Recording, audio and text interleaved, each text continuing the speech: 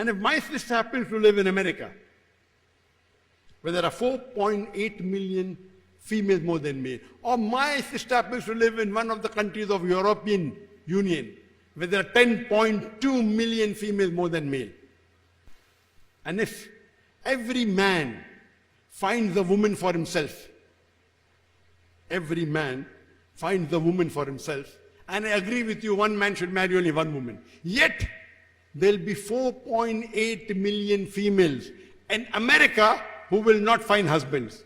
There'll be 1.2 million females in Germany who will not find husbands. There will be 10.2 million females in Bangladesh who will not find husbands. There'll be 4.2 million females in Bangladesh who will not find husbands. There'll be 10 million females in Russia who will not find husbands. There'll be 10.2 million females in European Union who will not find husbands.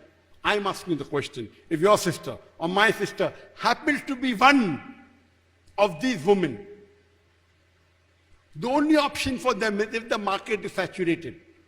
If one man has found a woman for himself, there will be millions of people in America, Bangladesh, Russia, European Union. Millions of females who won't find husband. The only option remaining for them is that they either marry a man who has already got a wife or become public property. People say, Dr. Zakir, public property, such a harsh word. I say this is the most sophisticated word I can use. There's no third option.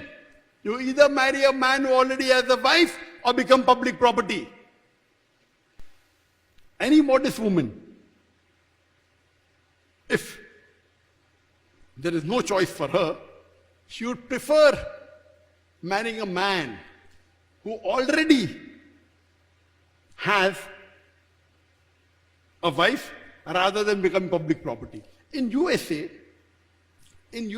having mistresses is common. On an average, a man, before he marries a woman, he has 6 sexual partners.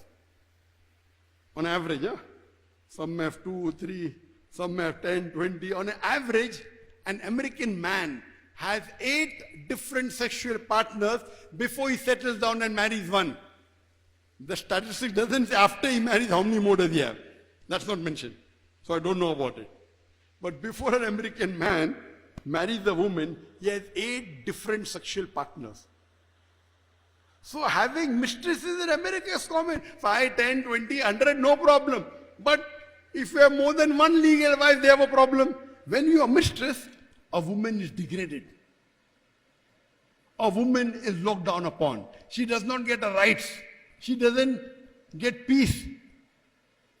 She doesn't live peacefully. On the other hand, in Islam, if a woman marries a man who already has a wife, she gets her due rights, she is respected, she gets honor, she is not disgraced, she can walk with her head up. So, in America, having mistress is no problem, law allows you. No problem. Having legally married wife more than one, they have a problem. So if we analyze, the only solution for a man, for a woman, if the market is saturated, she either marries a man who already has a wife or gets public property. I know, generally, no woman would like to share a husband. I know that.